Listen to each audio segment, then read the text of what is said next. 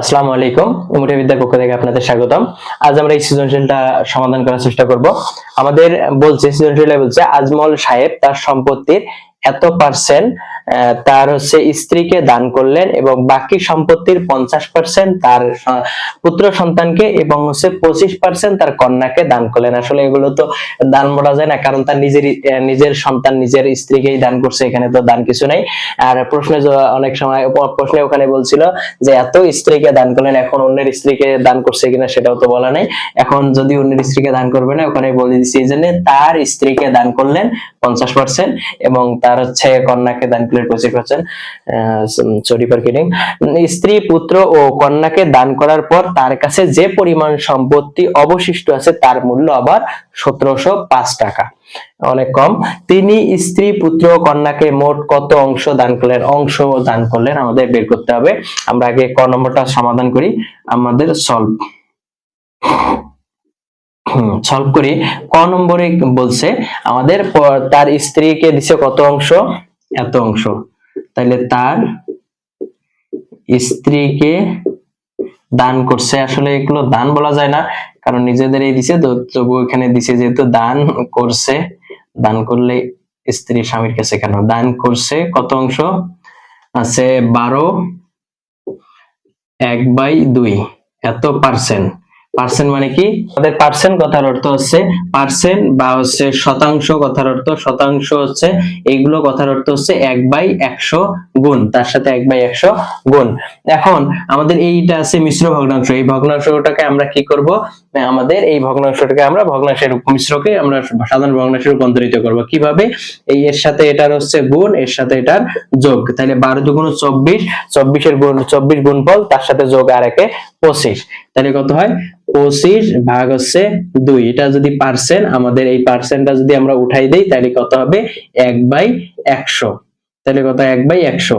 তাহলে কত হয়? 4/25 100, 4 দুগুণ 8, তাহলে 1/8 এত শতাংশ। তাহলে আমাদের স্ত্রীকে কত দিছে? 1/8, 1/8 অংশ। স্ত্রীকে কত দান করছে? 1/8 অংশ। মানে সম্পূর্ণ ভাগের সম্পূর্ণকে আমরা 1 ধরবো, অংশের অংশ আমরা যখন অংশ বলবো তখন সম্পূর্ণ অংশ মোট অংশ 1। তাহলে 1 ভাগের 1 ভাগকে 8 ভাগ করছে, 8 ভাগ করি যে ভাগ হয়েছে তারে 1 ভাগ দিচ্ছে স্ত্রীকে। এবারে বলছে সম্পত্তির 50% পুত্রকে, তার পুত্রকে দান করছে কত অংশ? পুত্রকে দান করছে 50%। পার্সেন্ট কথার অর্থ কি জানি? 1/100। তাহলে 50 গুণন 1/100, তাহলে 50 দুগুণ 100, তার মানে 1/2 অংশ। অনেকগুলা দিয়ে দিছে, তাই 1 কে 2 ভাগ করি, যেটা হচ্ছে তার অর্ধেকটা দিয়ে দিছে কত? পুত্রকে। এবং 25% দিছে কন্যাকে। কন্যাকে দিয়েছে কত অংশ? 25%। 25%, তার মানে 25 গুণন পার্সেন্ট কথার অর্থ 1/100। তাহলে 4/25 100, তাহলে কত? 1/4 এত অংশ। তাহলে স্ত্রীকে দিছে 1/8 অংশ, পুত্রকে দিছে 1/2 অংশ এবং কন্যাকে দিছে 1/4 অংশ। তাহলে কি বলছে? তিনি ক নম্বরে কি চাইছে? তিনি স্ত্রী, পুত্র, কন্যাকে মোট কত অংশ দান করলেন? তাহলে সম্পূর্ণ যোগ করলে মোট কত অংশ বাড়াবে? তাহলে মোট দান করেছে,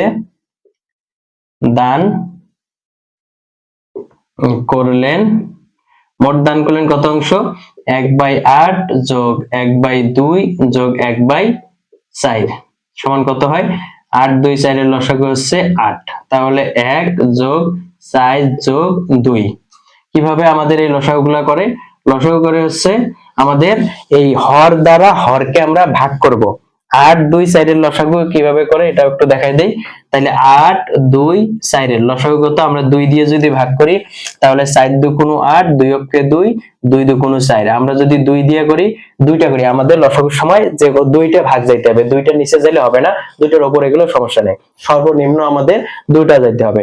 আমরা 2 দিয়ে করলে 2 দুগুণ 4, 1 2 অক্ষে 2, আমাদের আর ভাগ যাচ্ছে না, 1 দিয়ে শুধু যাচ্ছে, 2 দিয়ে গেলে 1 টাক যায়। তাহলে আমরা গুণ করি সব, 2 দুগুণ 4, 4 দুগুণ 8। তাহলে আমাদের লসাগু 8।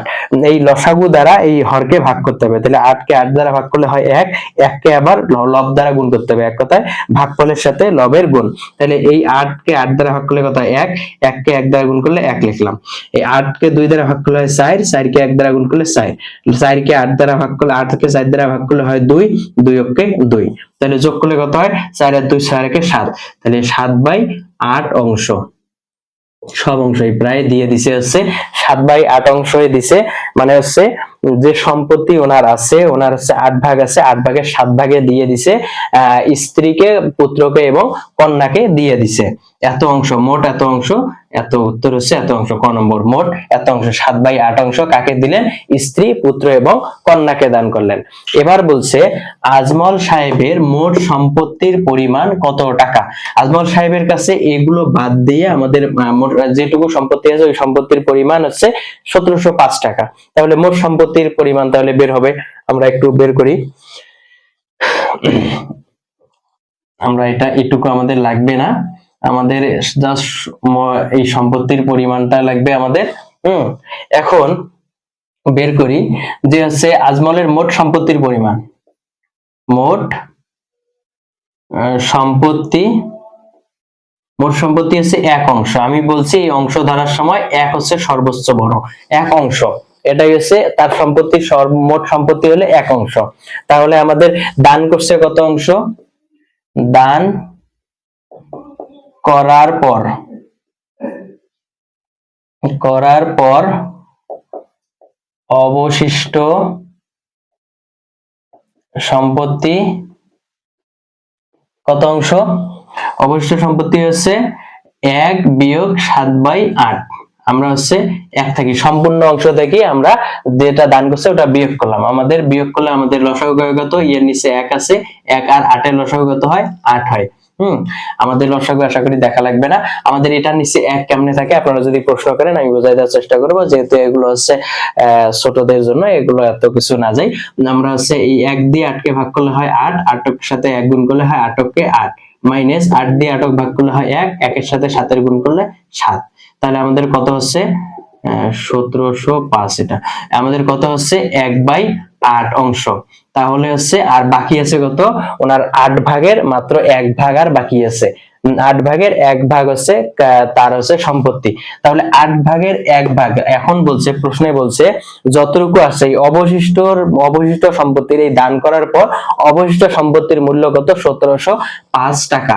তাহলে এই অবশিষ্ট সম্পত্তি কোনটা? 1/8। এই 1/8 এর মূল্য কত টাকা? 1705 টাকা। তাহলে 1/8 এর মূল্য যদি 1705 টাকা হয় তাহলে এটার মূল্য আমাদের কত হবে এটা বের করতে বলছে। আমরা বের করি। তাহলে তার মোট সম্পত্তি কত হলো? তার মোট সম্পত্তি হলো, তাইলে আমরা বের করি যে 1/8 অংশের মূল্য। তাইলে 1/8 কি অবশিষ্ট ছিল না? এর মূল্য কত? 1705 বলে নাই যে দেওয়ার পর অবশিষ্ট যেটা থাকবে তার মূল্য এত টাকা। তাইলে হচ্ছে 1705 টাকা। এটা কি? এটা হচ্ছে ওই 1/8 অংশের মূল্য। এই 1/8 অংশের মূল্য হলো 1705 টাকা। অংশের মূল্য, তাইলে সম্পূর্ণ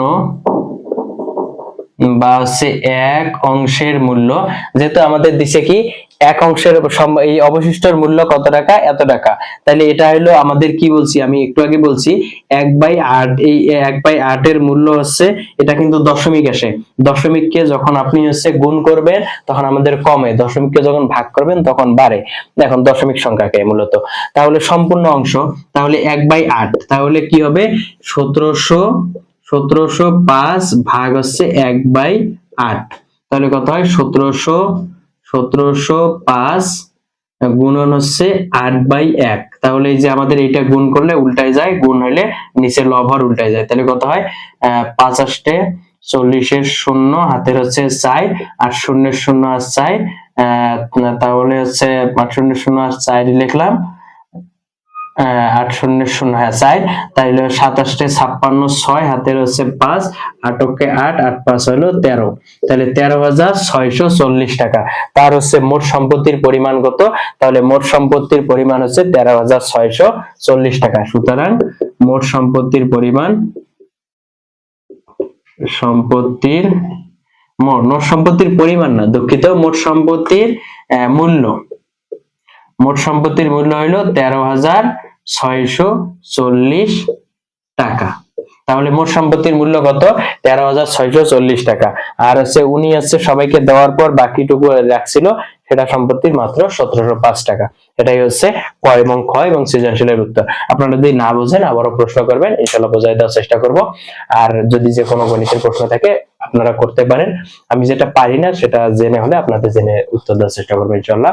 ধন্যবাদ, ভালো থাকবেন। আমার বোঝানো যদি আপনার ভালো লাগে, আমার ক্লাসে যদি আপনি একটু উপকৃত হন, অবশ্যই আমার মোটাবিদ্যা চ্যানেল সাবস্ক্রাইব করবেন এবং লাইক শেয়ার করবেন, এবং ততক্ষণ মতো ভালো থাকবেন। ধন্যবাদ সকলকে।